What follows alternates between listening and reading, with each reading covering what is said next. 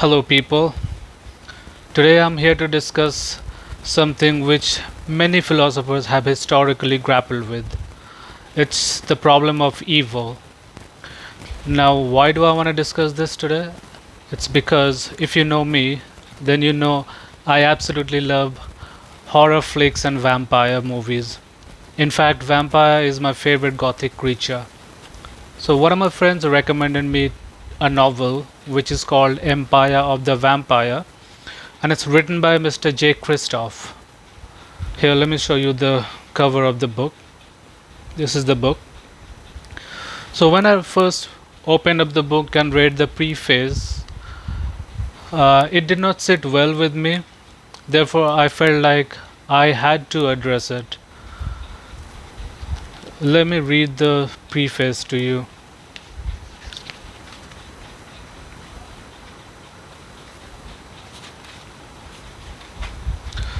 It says, "Ask me not if God exists, but why he is such a prick.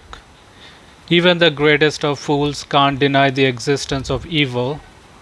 We dwell in its shadow every day. The best of us rise above it, the worst of us swallow it whole. But we all of us wade hip deep through it. Every moment of our lives, curses and blessings fall on the cruel and just alike. For every prayer heeded, ten thousands go unanswered, and saints suffer alongside the sinners. Pray for monsters spat straight from the belly of hell. But if there is a hell, mustn't there also be a heaven? And if there is a heaven, then can't we ask it why? Because if the Almighty is willing to put an end to all this wickedness, but somehow unable to do so, then he is not as almighty as the priest would have you believe. If he is both willing and able to put paid to it all, how can this evil exist in the first place? And if he is neither willing nor able to lay it to rest, then he is not God at all. The only possibility remaining is that he can stop it. He simply chooses not to. The children snatched from parents' arms, the endless plains of unmarked graves, the deathless dead who hunt us in the light of a blackened sun. We are prey now, mon ami. We are food. And he never lifted a finger to stop it. He could have, he just didn't. Do you ever wonder what we did to make him hate us so? Now, when I read this, the first thing that came to my mind is that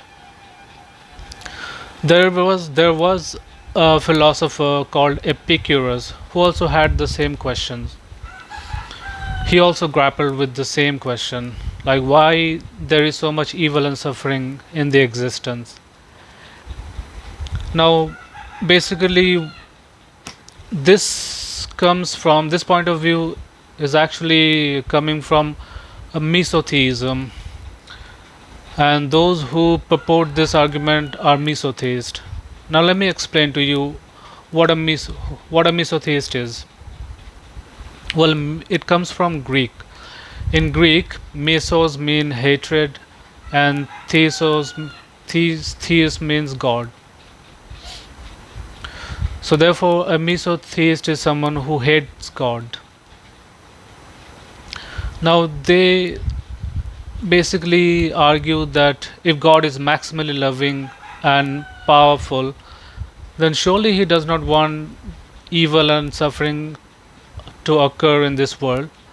But since it does occur, therefore we have to question His goodness. Maybe He is not good. But if He is good and loving, on the other hand, but still can't stop the evil and suffering from happening in the existence, therefore we must question His power. Then He is not as powerful as we think He is. And like Mr. Kristoff in his book said, maybe it's not his perspective or his point of view. It's probably the main protagonist of this novel who thinks like this. He thinks that he is not God at all. Now, Let me address this argument. Basically, this argument has two underlying hidden assumptions.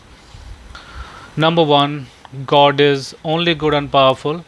And number two is that God hasn't given us any good reason why He allows evil and suffering in the first place.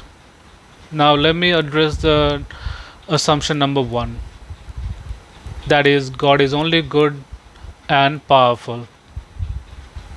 Now, basically, misotheists assume that God is only good and powerful, and they abstract away the other attributes of God, such as He is also all wise and all knowing. Now, the moment we add the other attributes into equation, it undermines the argument. The whole argument falls apart. Because if God permits evil and suffering, then there is a wisdom behind it, because God is all wise and He's all knowing. And if there's a wisdom behind it, then there's a reason behind it. Now you may argue that, oh, I cannot see the wisdom and reason behind it. It's because as human beings we have limited knowledge. Therefore we can never comprehend the wisdom, the divine wisdom. In order to do so, you either have to become God, which is impossible by the virtue of our contingent nature, or you have to basically humanize God. And if you do that, then you basically misrepresent God for who He really is. Like, He is maximally perfect to the highest degree, and we human beings are not. Well, let me put this in perspective with a with an example from a humanistic perspective. Let's say you're ill and you go to a doctor. You tell the doctor your symptoms, and the doctor prescribes you medicines. Then do you tell the doctor, oh, what do you know? No, do you then not question yourself that you don't have the knowledge of that of a medical practitioner? You don't know the molecular structure of that particular compound that is given to you by the doctor. Basically, you don't have the knowledge, so therefore you have to refer to them by their virtue of knowledge and wisdom. So, by the way, the doctor is another human being. So if you can't access the knowledge of another human being, then how can you possibly comprehend or fathom the divine knowledge? It is impossible. Now let me come to the second assumption, which is God hasn't given us any good reason why He allows evil and suffering in the first place. Now we have to acknowledge that these misotheists, they they begin by a genuine humanistic impulses like empathy, sympathy, and compassion.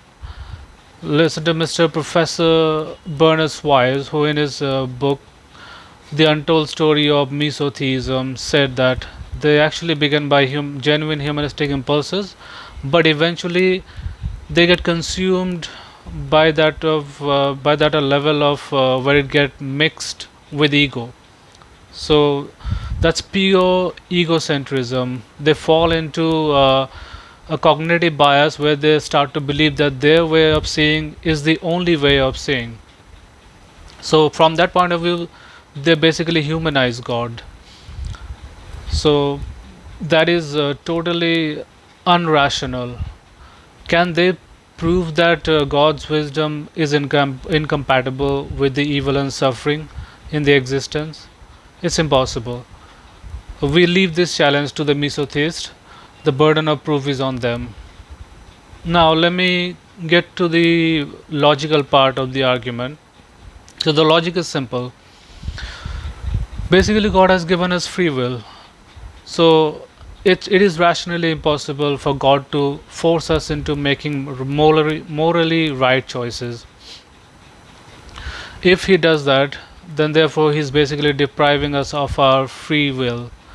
We can no longer exercise our freedom to do what we want to do. So therefore we cease to be human beings. And a human being without a free will is just a puppet. So it basically nullifies the entire argument, logically nullifies the entire argument. Um, we acknowledge that God is maximally loving and powerful, but we also acknowledge the fact that God is also maximally wise and knowing. And if He permits evil and suffering in the existence, it is to bring about a greater good. Now we may not see the reason or wisdom behind it. Like what greater good can come from evil and suffering? We only see bad things, but we don't know that which God knows. Let me give you an example from a humanistic perspective. Let's say you found out that your child has a decay in his tooth and he's been suffering from chronic, excruciating pain. Now, what do? You take him to a dentist, and the dentist says that in order to relieve his pain, he has to unroot his tooth. Now, you know that the child is going to suffer when the doctor injects him with anesthesia and unroots the tooth. Is going to cause a lot of pain, but you know the wisdom behind the pain. It is to bring about a greater good. Like the logic behind your child suffering that temporary pain is to bring about a greater good, is to relieve him from his chronic excruciating pain. Now you have the reasons to believe that you should allow your child to suffer this temporary pain so that he will be relieved. You know the wisdom behind it, so you let it happen. But your child, he may not have the knowledge, so he might be thinking, oh, my dad is so evil, the doctor is so evil, they're inflicting pain on me. So you see, you know the wisdom behind it, so you let it happen, but your child is thinking differently. You see the conflict between the thinkings, you see the dichotomy. So we as human beings, we also have limited knowledge, therefore we cannot comprehend the divine knowledge. So that is the logic, my friend. But lastly, I would like to conclude by saying that life is a test, and we shall be tested with our health and with our wealth, with evil and suffering and atrocities in the existence. But if we correspond appropriately, then we go paradise, where there will be no evil and suffering. It will be all bliss.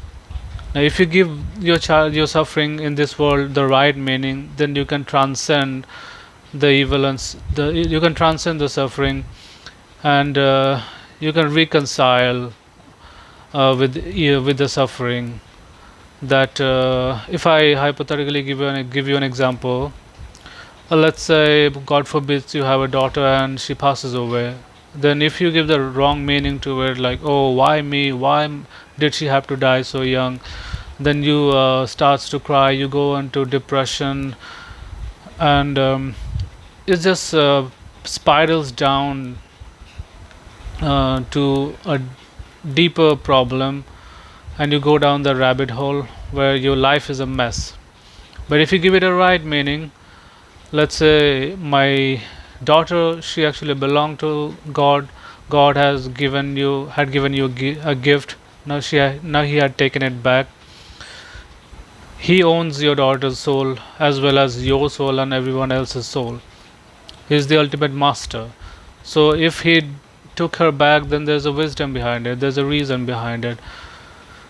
And if you correspond this way, if you have patience, and then after you die, you're going to go to paradise, and your daughter is going to be waiting for you there, where you will meet her again, and it'll be for eternity.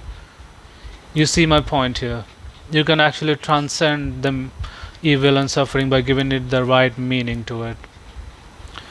Oh well, that'll be all today. Now share this message, share this video, so that it reaches Mr. Kristoff, so that he can also contemplate on life. I know that it may not be his perspective. It's a fictional book, and it's a fictional character where the main protagonist is a misotheist. But I would like Mr. Kristoff to think about it. Well, and that'll be all. With that, I bid adieu. Thank you very much for tuning in. Have a good day.